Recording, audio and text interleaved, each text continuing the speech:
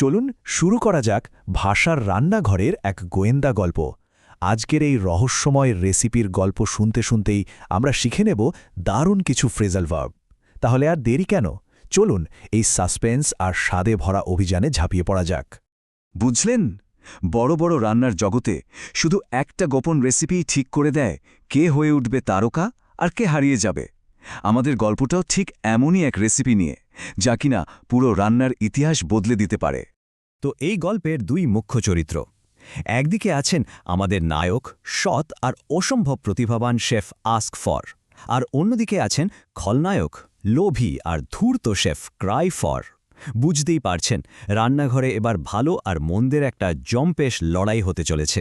গল্পের শুরুতেই দেখি শেফ আস্ক ফর তৈরি হচ্ছেন তার সেরা ডিশ বানানোর জন্য, কিন্তু হঠাৎ দেখলেন একটা জরুরি জিনিস নেই। তিনি তখন খুব নম্রভাবে তার সহকারীকে জিনিসটা চেয়ে পাঠালেন। এই যে চেয়ে পাঠানো বা অনুরোধ করা, এর জন্যই তিনি ব্যবহার করলেন আস্ক ফর। দেখুন, গল্পের মধ্যে দিয়েই আমাদের প্রথম ফ্রেজাল ভাব চলে এলো। মানে আস্ক ফর কথাটার অর্থ হলো কোনো কিছুর জন্য অনুরোধ করা। একটু খেয়াল করলেই বুঝবেন এটা কিন্তু একটা নম্র অনুরোধ, ঠিক যেমন আমাদের শেফ আস্ক ফর, একদম ভদ্র আর শান্ত। কিন্তু ওই যে বলে না, সব ভালো জিনিসের পেছনে কেউ না কেউ লেগেই থাকে। অন্ধকারের আড়াল থেকে লক্ষ্য রাখছিল একজোড়া লোভী চোখ। শেফ ক্রাইফর, সে তো রেগে গিয়ে চিৎকার করে বলতে লাগল যে ওই গোপন রেসিপিটা তার চাই। মানে রেসিপিটা পাওয়ার জন্য সে রীতিমতো ক্রাইফর করছিল। তার গলায় কোনো অনুরোধ ছিল না, ছিল শুধু লোভ আর জেদ। তাহলে বুঝতেই পারছেন, আস্ক ফর আর ক্রাই ফর একদম উল্টো। ক্রাই ফর মানে হলো জোর করে দাবি করা, ঠিক যেমন একটা বাচ্চা দোকানে গিয়ে খেলনার জন্য কান্নাকাটি করে, সেটাই ক্রাই ফর। আর এটাই হলো আমাদের খলনায়ক শেফ ক্রাইফরের আসল চেহারা। এবার তো সংঘাত এড়াতে হবে, তাই শেফ আস্ক ফর ঠিক করলেন পেছনের দরজা দিয়ে বেরিয়ে যাবেন।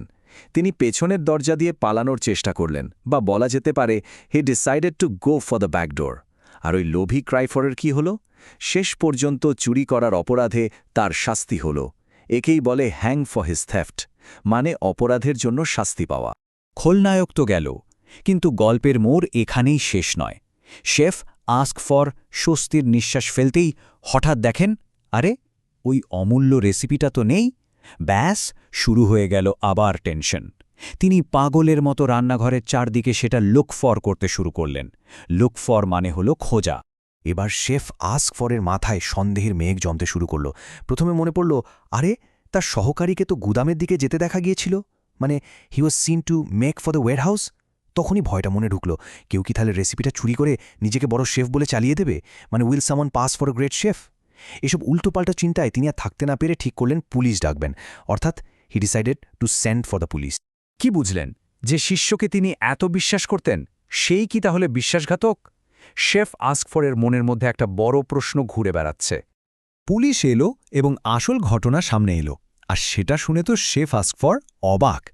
সহকারী চোট্টোর কিছুই না, বেচারা তো গোদামে গিয়েছিল একটা রান্নার প্রতিযোগিতার পরীক্ষা দিতে, অর্থাৎ he was there to sit for a cooking competition exam.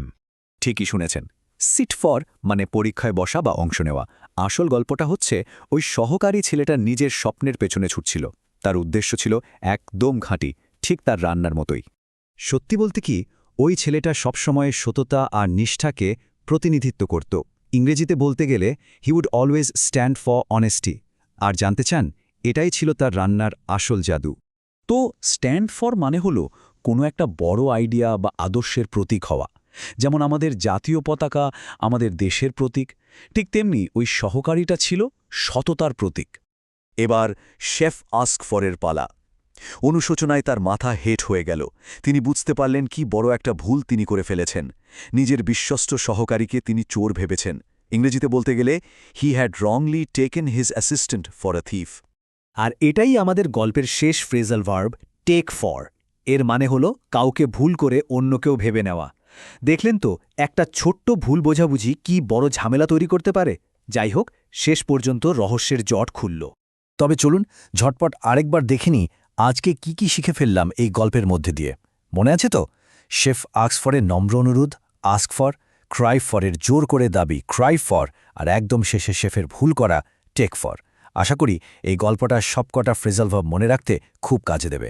ভাষার এই যে বিশাল রান্নাঘর, এখানে কিন্তু এমন আরও কত রহস্য, কত মজা লুকিয়ে আছে। এবার থেকে যখন কোনো নতুন জিনিস শিখবেন, চেষ্টা করবেন সেটা দিয়ে নিজের মতো একটা গল্প বানাতে। দেখবেন ব্যাপারটা মনে রাখা কত সহজ হয়ে যায়। কে জানে, হয়তো আপনার বানানো গল্প দিয়েই অন্য কোনো বড় রহস্যের সমাধান হয়ে যাবে।